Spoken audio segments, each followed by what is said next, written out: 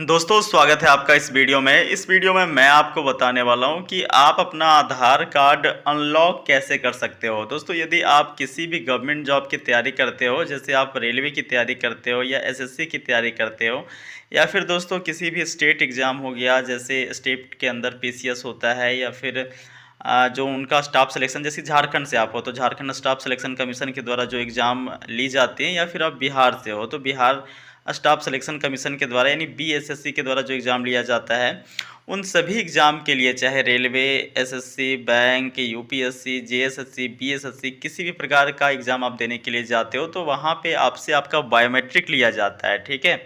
यदि दोस्तों आपका बायोमेट्रिक वहाँ पे सक्सेसफुली नहीं हो पाता है तो ऐसी स्थिति में आपको एग्ज़ाम लिखने से वंचित किया जाता है, यानी आपको एग्ज़ाम में बैठने नहीं दिया जाता है, ठीक है। तो देखो, हो सकता है कि आपका आधार कार्ड जो है वो अनलॉक माफ़ कीजिएगा, मतलब लॉक हो, मतलब आपका आधार कार्ड लॉक हो, जिसके कारण से आपका बायोमेट्रिक वहाँ पे नहीं जो है वो फेच कर रहा हो, और फिर आपको एग्ज़ाम में बैठने से वंचित कर दिया जाता है, ठीक है। तो भाई ऐसी स्थिति में आपका आधार कार्ड का जो बायोमेट्रिक होता है उसे अनलॉक करने के लिए सबसे पहले आपको क्या करना है, तो कहीं जाने की आवश्यकता आपको नहीं है। आप अपने फ़ोन को आप खोलिएगा, ठीक है।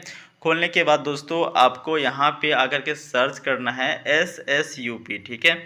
SSUP को आप सर्च करेंगे। सर्च करने के बाद दोस्तों जो पहला वेबसाइट आपको देखने को मिलेगा SSUP.UIDAI.gov.in, इसके ऊपर आपको क्लिक कर देना है।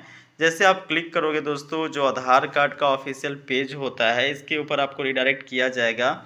आपको लॉगिन के ऊपर क्लिक कर देना है। यहाँ पे जैसे आप क्लिक करोगे फिर नया पेज आपकी स्क्रीन के ऊपर खुल के आएगा। यहाँ दोस्तों आपको अपना आधार नंबर डालना है, फिर कैप्चा जो दिया गया है इस कैप्चा को आप भरोगे। आगे आपका लॉगिन विथ ओटीपी का ऑप्शन देखने को मिलता है, इसके ऊपर क्लिक करना है, ठीक है। तो मेरे भाई जो भी आपका आधार कार्ड रजिस्टर्ड मोबाइल नंबर होगा, जो आधार कार्ड के साथ में मोबाइल नंबर लिंक होगा, उसमें एक 6 डिजिट का ओटीपी आ जाएगा, ठीक है। तो चलो यहाँ तक का प्रोसेस हम कर लेते हैं। एक बात और आप सुन लो, यदि आप यहाँ पे आधार नंबर और कैप्चा को भरते हो और लॉगिन करने का प्रयास करते हो तो पहली बार में लॉगिन आपका नहीं होगा, ठीक है। फिर से आपको सेकेंड टाइम ट्राई करना है, सेकेंड टाइम में लॉगिन हो जाता है। फर्स्ट टाइम में हो सकता है कि आपका एरर बताए, ठीक है।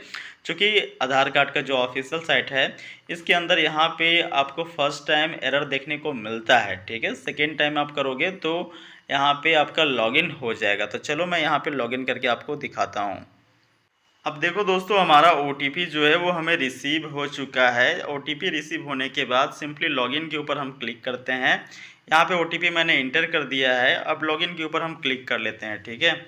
अब देखो, जैसे ही लॉगिन के ऊपर हम क्लिक करते हैं दोस्तों, हमारा जो है वो फाइनली लॉगिन हो चुका है। आप देख सकते हो लॉगिन करने के बाद यहाँ पे आपको आपका तस्वीर देखने को मिल जाएगा, आपका फ़ोटो देखने को मिल जाएगा।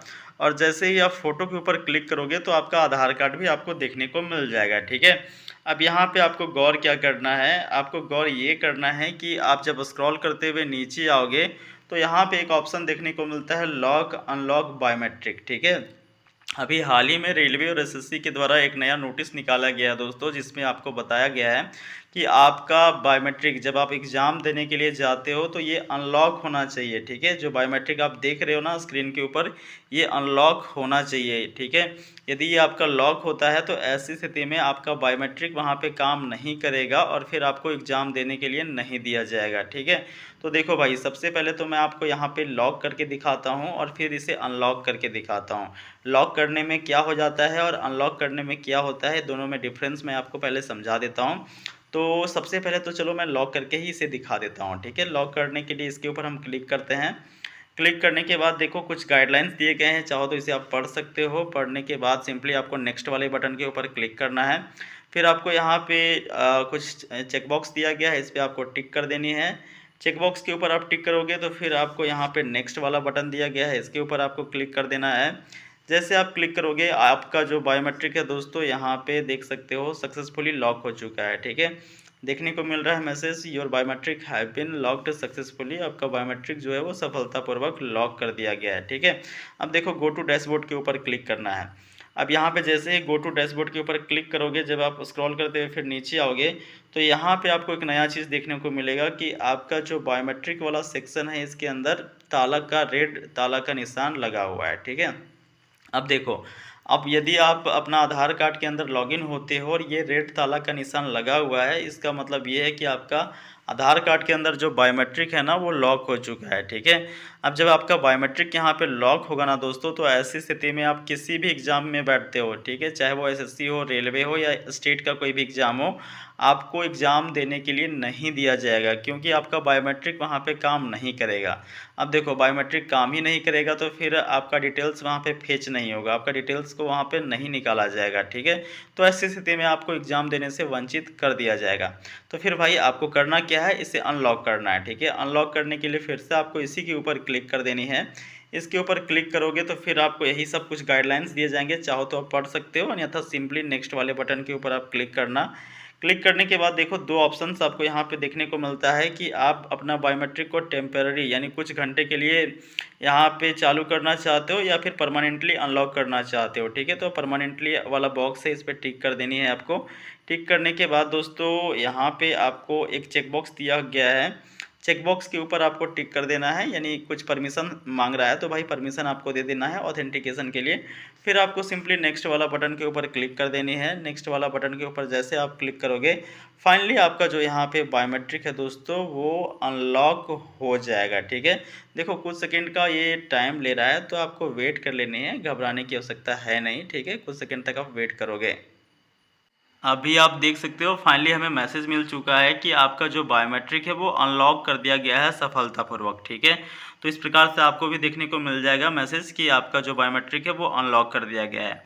अब यहाँ पे आपको गो टू डैशबोर्ड के ऊपर फिर से क्लिक करना है और फिर से स्क्रॉल करते हुए नीचे आ जाना है, ठीक है। अभी आप देखोगे कि जो आपका लॉक अनलॉक बायोमेट्रिक के सामने जो ताला का निशान था, रेड ताला का निशान था, वो यहाँ से हट चुका है, ठीक है। हट चुका है, इसका मतलब आपका ये हुआ कि भाई आपका आधार कार्ड का जो बायोमेट्रिक है उसे अनलॉक कर लिया गया है। अब एक बार आपका आधार कार्ड का बायोमेट्रिक अनलॉक हो चुका है, तो जब तक आप फिर से यहीं पे जाकर के लॉक नहीं करोगे तब तक ये आपका अनलॉक ही रहेगा। और ये अनलॉक रहने के बाद दोस्तों आप जितने भी एग्ज़ाम देने के लिए जाते हो, चाहे वो एसएससी हो, रेलवे हो या फिर किसी भी स्टेट एग्ज़ाम हो, आपको एग्ज़ाम देने में कोई परेशानी नहीं होगी। अगर मेरे भाई परेशानी होती है तो जा करके आधार सेंटर पे एक बार अपना बायोमेट्रिक को अपडेट करवा लेना, क्योंकि देखो यदि आप अपना आधार कार्ड बचपन में बनाए होंगे, मतलब कहने का ये हुआ है कि 10-12 साल के अंदर बनाए होंगे आधार कार्ड, और अभी आपका एज 25-26 के आसपास है, तो भाई एक बार ज़रूर अपना अपडेट करवा लेना, ठीक है, बायोमेट्रिक को। और फिर आपको फिर कोई समस्या नहीं होगा। नहीं तो फिर आप अपना आधार कार्ड के माध्यम से पैसे भी नहीं निकाल सकते हो, राशन कार्ड के माध्यम से राशन भी नहीं ला सकते हो, मतलब जहाँ-जहाँ पे बायोमेट्रिक का यूज़ होता है वहाँ पे आप कोई भी काम नहीं कर पाओगे, ठीक है। तो देखो ऑलमोस्ट मैंने आपको सभी प्रकार का इन्फॉर्मेशन दे दिया भाई। किसी भी प्रकार का कोई इशू होता है, डाउट होता है, तो आप कमेंट बॉक्स में ज़रूर पूछिएगा। डेफ़िनेटली मैं आपके प्रश्नों का जवाब देने का प्रयास करूँगा। बाकी मिलते हैं नेक्स्ट वीडियो में। वीडियो पूरा देखने के लिए बहुत-बहुत धन्यवाद।